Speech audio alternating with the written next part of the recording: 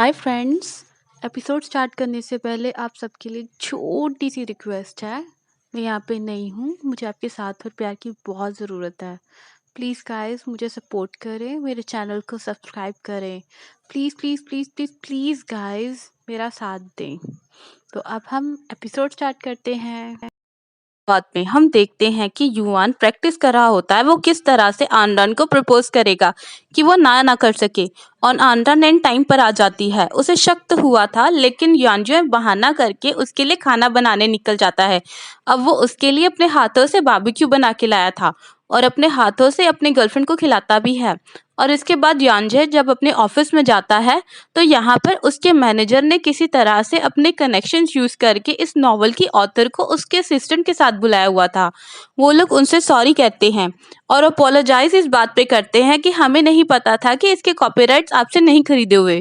फिर वो कंपोजिशन करने के लिए भी रेडी थे और बोलते हैं कि हम डबल प्राइस पे आपके कॉपीराइट्स खरीदने को तैयार हैं, आप मुझे माफ़ कर दें। ये सारी कंफ्यूजन उनकी लिंकिंग कंपनी की वजह से हुई थी। अब वो ऑर्थर थोड़ी सी फ्लेक्सिबिलिटी शो करती है और कहती है कि मैं ऑनलाइन पोस्ट कर दूंगी, इसमें तुम लोगों की कोई गलती नहीं। और फाइनली उनकी सेटलमेंट हो गई थी। अब यानजोई का नाम भी चोर के तौर पे क्लियर हो सकता था। वो बहुत खुश और एक्साइटेड नजर आ रहा था। उसका कैरियर रीस्टार्ट होने वाला था। जबकि आरन अपनी पूरी टीम से मिलने इकट्ठे जाती है और उन्हें बताती है कि मैंने सारी प्लानिंग कर ली है और मेरी प्रेपरेशंस भी कंप्लीट है, मैंने किस तरह से काम करना है। एक्चुअली वो एक एंटी साइबर अलायंस बनाने की तैयारी कर रही थी। इसमें वो अपनी टीम को भी शामिल करती है, कहती है कि मैं और वो इस पर काम करेंगे, पर आप लोगों ने हमारी गेम को अपडेट और अपग्रेड करने पर तवज्जो देनी है और जब वो मार्केट में दोबारा आए पहले से भी ज़्यादा धूम मचाए। वो सारों को उनके टास्क देती है और कहती है वेट करो, हमारी गेम दोबारा से ऑनलाइन होगी।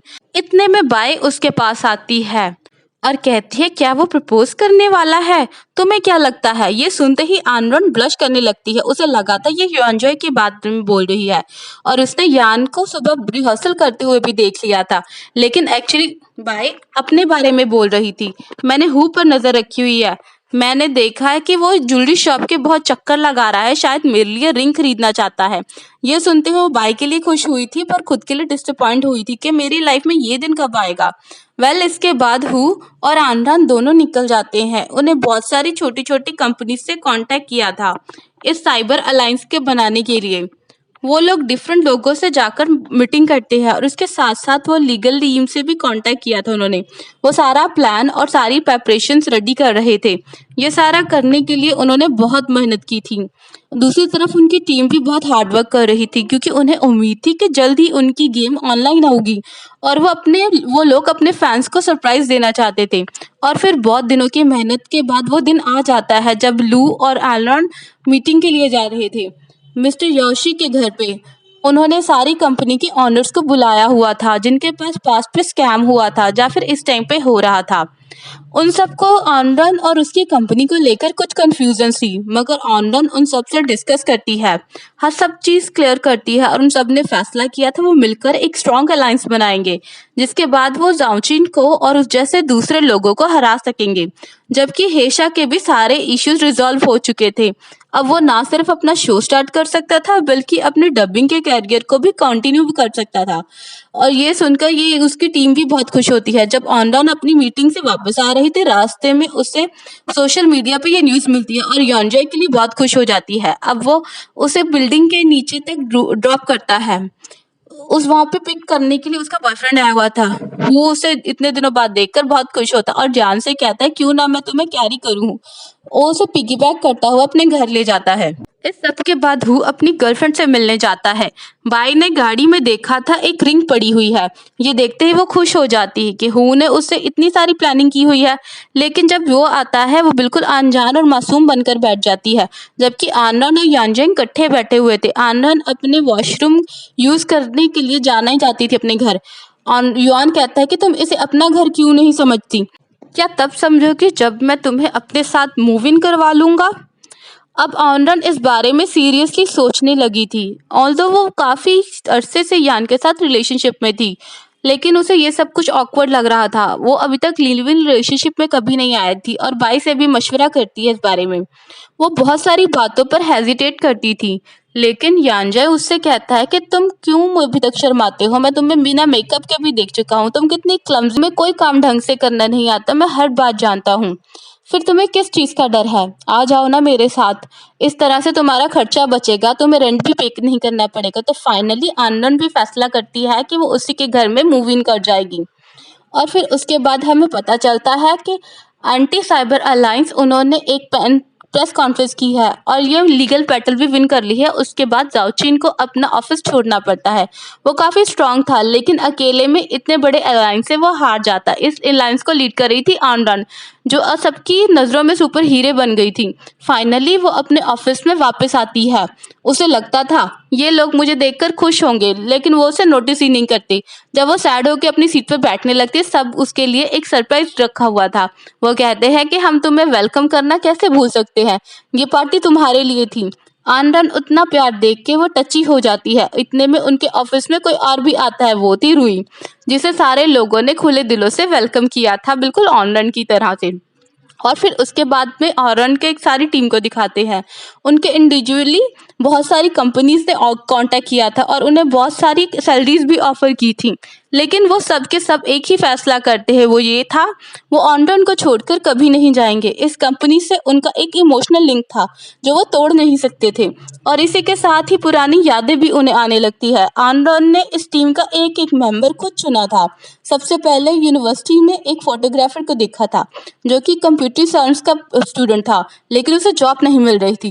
वो उससे कहती है कि तुम मेरे लिए एक गेम डिजाइन करने में हेल्प कराओगे। वो मानता तो नहीं है, लेकिन आन्ना के बार बार कहने पर इनकार नहीं कर पाता। जबकि एक दफा आनरन अपनी टीम के साथ मिलकर इन्वेस्टर तलाश कर रही थी। वो इन्वेस्टर बहुत बड़ी बॉस थी और बहुत रूड थी, और उसकी प्लानर उस टाइम पर टियान थी। और टियान बहुत शाय सी गर्ल थी, जिसे हर टाइम पे अपने बॉस से डांट पड़ती थी कि ये यूजलेस है। यहाँ पे आनरन ने उसे जॉब देने का फैसला किया था। आनरन ने सभी शाय और इंट्रोवर्ट लोगों के अंदर का जेमस्टोन स्टार तलाश किया था, इसीलिए तो उसकी टीम उसके साथ हमेशा सिंसियर थी। वो अपने इन्वेस्टर की हर शर्त पूरी करते हैं, लेकिन वो एंड टाइम पर उसे रिजेक्ट करके चले जाते हैं। वो लोग यहाँ पे आनरन कहती है, अगर तुम लोग मुझे जाना चाहते हो तो, मगर मैं अकेली इस कंपनी को कंटिन्यू करेंगी। उन्होंने भी ये फैसला किया था कि वो एंड तक लड़ेंगे और आनरन के साथ रहेंगे। और उसी रेस्टोरेंट में आनरन को एक वेटर दिखाई देता है जिसकी ड्राइंग बहुत अच्छी थी, और वो पहली ही नज़र में उसकी आइज को कैच कर गया था।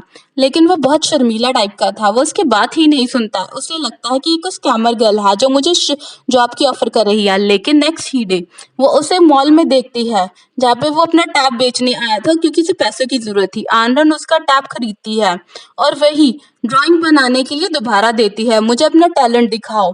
और फिर उसे जॉब की ऑफर भी करती है 3 मंथ्स की एडवांस पेमेंट के साथ। अब वो लड़का भी इनकार नहीं कर पाता है, उसका टीम का हिस्सा बन जाता है। आज इन सारों को यही चीजें याद आ रही थी, और इसी वजह से वो अपने लिए बेटर जॉब ऑफर्स को रिफ्यूज कर रहे थे, क्योंकि वो ऑनलाइन की टीम का हिस्सा बनना चाहते थे, उसी के साथ ग्रो करना चाहते हैं। Well, next day online office में आती है और बहुत बड़ी खुशखबरी देती है सबको, हमें एक और इन्वेस्टर भी मिल गया है। लेकिन वो सारे ही उसे दिखाने लगते हैं कि हमें एक और जॉब की ऑफर आई है जहाँ पर सैलरी इतनी ज़्यादा है। लेकिन आनरन सुनते ही सैड हो जाती, क्या तुम जाने लगी हो? लेकिन वो सभी कहते हैं कि तुम ये सोच भी कैसे सकती हो कि हम तुम्हें छोड़ के जाएंगे, हम तो तुम्हारे साथ ही ग्रो करेंगे। जबकि वो हमें दिखाते हैं कि यांजाई के एक फैन ने उसकी एक वीडियो लीक की थी, और ये वही वीडियो थी जहाँ पे डायरेक्टर उससे कह रही थी तुम स्क्रिप्टेड शो करो रियलिटी शो की जगह पर, लेकिन वो मानता ही नहीं था कि मैं स्क्रिप्ट के अकॉर्डिंग कैसे इन्हें पॉइंट दूं, मैं तो इनकी परफॉर्मेंस के अकॉर्डिंग दूंगा। और इसी वीडियो के बाद सोशल मीडिया पर यांजा की रिस्पेक्ट बढ़ जाती है। वो ऑनरन के पास आता है और कहता है कि देखा, अब हम दोनों के लाइफ में सब कुछ बेटर आ रही है, हालात बेहतर हो रहे हैं। यहाँ पे ऑनरन कहती है कि हम अपने गेम में कुछ कैरेक्टर्स ऐड कर रहे हैं, क्या तुम मेरी डबिंग करोगे? लेकिन यांजा मजाक ही मजाक में उससे नखरे दिखाने लगता है। ये बात सुनते ही ऑनरन कहती है ठीक है, फिर मैं जियान से कहूँ, और यहाँ पे उनकी एक जेलसी वाली फाइट स्टार्ट हो जाती है। अब नेक्स्ट डे ऑफिस में दिखाते हैं कि आनरन को मिलने के लिए मिस्टर जाओ चियोन आया हुआ था। और किसी पे उस पर बहुत गुस्सा था, लेकिन ऑनन बहुत शांत रहती है और उसे ऑफिस से बाहर ले जाती है कि आओ बैठो और बताओ क्या बात करनी है मुझसे। और यहीं पे ये पार्ट खत्म होता है। Bye bye guys, take care.